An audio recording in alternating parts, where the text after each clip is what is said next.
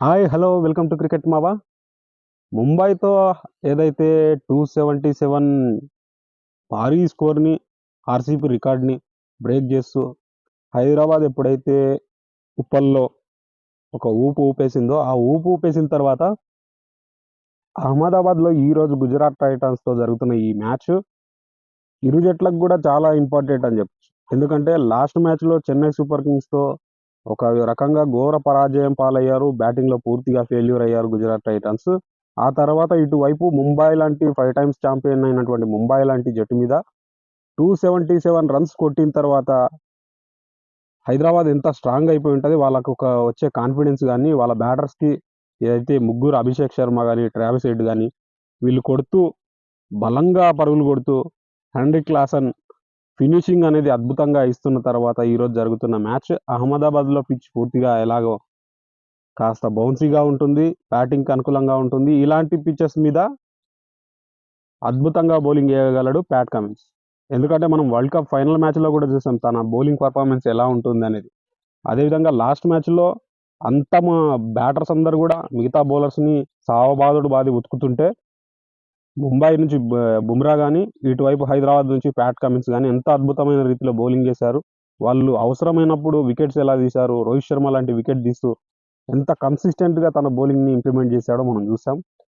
అదే కన్సిస్టెన్సీగా ఖచ్చితంగా Pat Cummins ఎందుకంటే ఆస్ట్రేలియన్ బ్యాటర్స్ గాని, బౌలర్స్ గాని వాళ్ళ ఆట తీరు ఎలా ఉంటుందంటే ఎలాంటి సిట్యుయేషన్‌లో అయినా సరే ఖచ్చితంగా గెలుపు కోసం పూర్తి స్థాయిగా వాళ్ళ ప్రయత్నం అయితే ఉంటుంది. ఆ ప్రయత్నంలో భాగంగా ఈరోజు అహ్మదాబాద్‌లో ప్యాట్ కమిన్స్ కెప్టెన్సీని అదేవిధంగా తన బౌలింగ్‌ని, తన చాకచక్యమైన కెప్టెన్సీ స్కిల్స్‌ని యువ కెప్టెన్ అయినటువంటి శుభమన్ గిల్ ఎంతవరకు ఎదుర్కొని సక్సెస్ అవుతాడనేది చూడాలి. ఎందుకంటే లాస్ట్ మ్యాచ్‌లో చెన్నైతో మనం మ్యాచ్‌లో చూసినప్పుడు వాళ్ళ బౌలింగ్ కొంతవరకు పర్వాలేదనిపించినా బ్యాటింగ్ మాత్రం ప్రతి ఒక్కరు వరుసగా ఫెయిల్యూర్ అయ్యారు. అందరు బ్యాటర్స్ అందరూ ఫెయిల్యూర్ అయ్యారు. వాళ్ళకి అంతో ఇంతో సాయి సుదర్శన్ లాంటి బ్యాటర్స్ కొద్దిగా పరుగులిస్తున్న బ్యాటర్ కూడా ఫెయిల్యూర్ అవ్వడం అనేది వాళ్ళకి పూర్తి స్థాయిగా ఆ మ్యాచ్ ఓటమి అనేది కొంతవరకు ఇబ్బంది పెట్టిందని చెప్పొచ్చు. ఎందుకంటే చెన్నైపై వాళ్ళకి హెడ్ టు హెడ్ మంచి రికార్డ్ సమానంగా ఉన్న రికార్డ్‌ని కూడా వాళ్ళు లాస్ట్ మ్యాచెస్‌లో ఓడిపోతూ వచ్చారు. ఆ ఓటమి తర్వాత ఈరోజు వాళ్ళ హోమ్ గ్రౌండ్‌లో ఎలా ఉండబోతుందో చూడాలి. ఎందుకంటే బౌలింగ్ విషయానికొచ్చినా, బ్యాటింగ్ విషయానికొచ్చినా హైదరాబాద్ గత సీజన్స్‌తో పోలిస్తే ఈ సీజన్‌లో మంచి టీమ్‌ని సెట్ చేసుకుందని చెప్పొచ్చు. ముఖ్యంగా విదేశీ ప్లేయర్స్ ఏదైతే వాళ్ళకి బ్యాటింగ్‌లో ట్రావిస్ హెడ్ అప్రోచ్ అనేది ఏదైతే లాస్ట్ మ్యాచ్‌లో చూసామో, ఆ అప్రోచ్ గనుక ఈ అహ్మదాబాద్‌లో కూడా కనిపించిందంటే మాత్రం బ్యాటింగ్‌లో పూర్తి స్థాయిగా హైదరాబాద్‌కి కష్టాలు తప్పినట్టే. వాళ్ళకి గత మ్యాచ్‌లో చూసాం అభిషేక్ శర్మ లాంటి యంగ్ కుర్రాడు కూడా వాళ్ళకి అంది వచ్చాడు. అద్భుతంగా పరుగులు రాబట్టాడు. 16 బాల్స్‌లోనే తను 50 కొట్టడం. ఇటువైపు ట్రావిస్ హెడ్ 18 బాల్స్‌లో 50 కొట్టడం. క్లాసన్ ఒక 34 బాల్స్‌లో 88 రన్స్ కొట్టడం. వీళ్ళు మొత్తానికి గూడా భారీ స్కోర్‌ని టేబుల్ మీద పెట్టారు. అలాంటి భారీ స్కోర్‌ని మళ్ళీ అహ్మదాబాద్‌లో టేబుల్ మీద పెట్టాలనుకుంటారు. పెట్టేసి ఖచ్చితంగా మొదట బ్యాటింగ్ చేసిన తర్వాత సెకండ్ బ్యాటింగ్ చేసినా ఖచ్చితంగా ఇబ్బందైతే పెట్టాలి గుజరాత్‌ని. మేము టైటిల్ రేస్‌లో ముందుండాలంటే విజయాలు సాధించాలనే లక్ష్యంతో హైదరాబాద్ జట్టు ఉంటుంది. అదేవిధంగా వాళ్ళ కెప్టెన్ ముఖ్యంగా హైదరాబాద్‌కి మెయిన్‌గా బలం వాళ్ళ కెప్టెనే అని చెప్పొచ్చు. ఎందుకంటే ఐసీసీ ఈవెంట్స్‌లో ఆస్ట్రేలియాకి టెస్ట్ ఛాంపియన్‌షిప్ అదేవిధంగా వన్‌డే వరల్డ్ కప్‌ని సాధించినటువంటి కెప్టెన్, అనుభవజ్ఞుడు. తను అవసరమైనప్పుడు తన బౌలింగ్‌తో ప్రతిసారి వికెట్లు ఇస్తూ వస్తున్నాడు.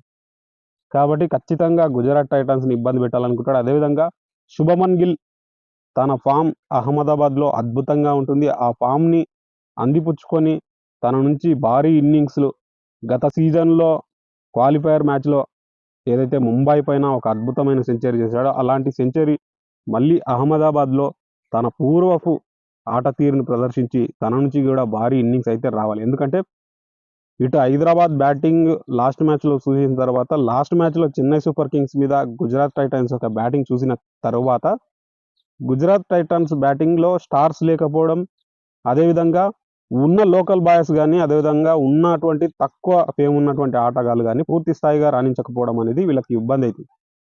ఉమర్ జాయ్ లాంటి బ్యాటర్స్ గాని, అదేవిధంగా రాహుల్ తివాటయ లాంటి వాళ్ళు వీళ్ళందరూ గూడా పూర్తి స్థాయి సక్సెస్ లేకపోవడం అనేది గుజరాత్ టైటాన్స్‌కి కాస్త ఇబ్బంది పెడుతుంది. గత సీజన్‌లో ఉన్నటువంటి హార్దిక్ పాండ్యా కూడా వీళ్ళకి మిస్ అవ్వడం అనేది, ఆ ఆల్ రౌండ్ కోటాలో తను మిస్ అవ్వడం కూడా వీళ్ళకి కాస్త లోపం కనిపిస్తుంది. బట్ వీళ్ళు మొదటి మ్యాచ్‌లో అద్భుతంగా విజయం సాధించారు ముంబై ఇండియన్స్ మీద.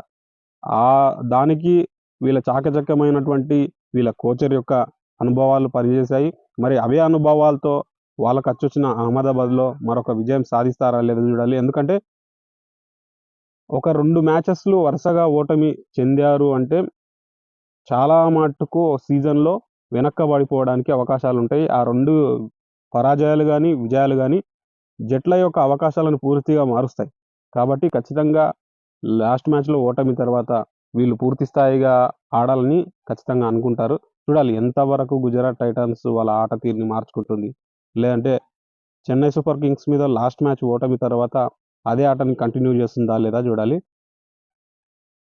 హైదరాబాద్‌కున్న ప్లస్ పాయింట్, అదేవిధంగా వాళ్ళకున్న last match batting hit approach అది గనుక పూర్తి స్థాయిగా మళ్ళీ సక్సెస్ అయ్యిందంటే మాత్రం హైదరాబాద్ టీమ్‌ని ఆపడం కష్టం.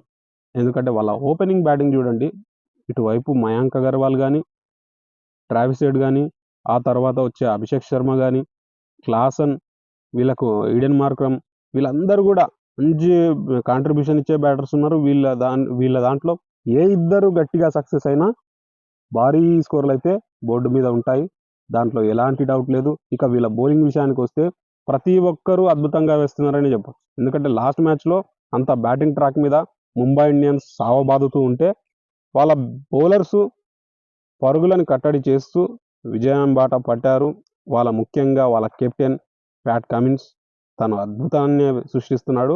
ఈసారి హైదరాబాద్‌కి ఒక అద్భుతమైన అవకాశాన్ని తన రూపంలో, తన కెప్టెన్సీ రూపంలో ఇస్తున్నాడనైతే మనకు కనిపిస్తుంది. మరి గుజరాత్ టైటాన్స్ వాళ్ళ యొక్క బ్యాటింగ్ ఆర్డర్‌లో, మిడిల్ ఆర్డర్‌లో వాళ్ళకి ఏదైతే కాస్త ఇబ్బంది ఉందో, ఆ ఇబ్బంది కోసం కేన్ విలియమ్సన్‌ని ఏమైనా మరి జట్టులో ఆడిస్తారా లేదా చూడాలి. ఎందుకంటే విలియమ్సన్‌ని ఆడిస్తే ఆ అనుభవం గాని, ఆ కెప్టెన్సీ అనుభవం గాని, అదేవిధంగా తన బ్యాటింగ్ గాని గుజరాత్ టైటాన్స్‌కి చాలా మటుకు ఉపయోగకరంగా ఉంటుంది. మరి తనని ఆడించకపోవడానికి వాళ్ళ టీమ్ కూర్పు సమస్యలు గూడా ఉంటాయి గాబట్టి, మరి చూడాలి ఈ మ్యాచ్‌లో విలియమ్సన్‌కి ఏమైనా అవకాశం ఇస్తారా? ఇక వాళ్ళ సాయి సుదర్శన్ గాని, రాహుల్ తివాటియా గాని వీళ్ళందరూ గూడా పూర్తి స్థాయిగా రాణించాల్సింది. బౌలింగ్ విషయానికొస్తే మోహిత్ శర్మ గాని, వాళ్ళు స్పెన్సర్ జాన్సన్ గాని అద్భుతంగా ఏస్తున్నారు. మొదటి మ్యాచ్‌లో స్పెన్సర్ జాన్సన్ ముంబై ఇండియన్స్ మీద చాలా అద్భుతంగా ఏశాడు. అదే కంటిన్యూ గనుక చేశాడు అంటే ఖచ్చితంగా గుజరాత్ టైటాన్స్‌కి కొంతవరకు బౌలింగ్‌లో ఇబ్బందులు తప్పుతాయి. మోహిత్ శర్మ కూడా స్లో డెలివర్స్, నకిల్ బాల్స్‌తో చాలా ఇబ్బంది పెడుతున్నాడు. ముంబై మ్యాచ్‌లో మనం చూసాం. అదే ఇబ్బందిని కంటిన్యూ చేస్తూ తను అదే స్లోవర్ వన్స్ ఏస్తూ లాస్ట్ సీజన్‌లో లాగే తన ఫార్మ్‌ని కన్సిస్టెంట్‌గా కంటిన్యూ చేశాడంటే గుజరాత్ టైటాన్స్‌కి మళ్ళీ గెలుపు బాట పట్టే అవకాశం అయితే ఉంటుంది. మరి చూద్దాం అహ్మదాబాద్‌లో డబుల్ హెడర్ మ్యాచ్‌లో మొదటి మ్యాచ్ మరి Gujarat Titans, sunrisers Hyderabad మధ్యలో జరిగే ఈ మ్యాచ్‌లో ఎవరు విజేతగా నిలుస్తారనేది మరి ఈ వీడియో గురించి మీరేమనుకుంటున్నారో లైక్ చేయండి, కామెంట్ చేయండి, షేర్ చేయండి.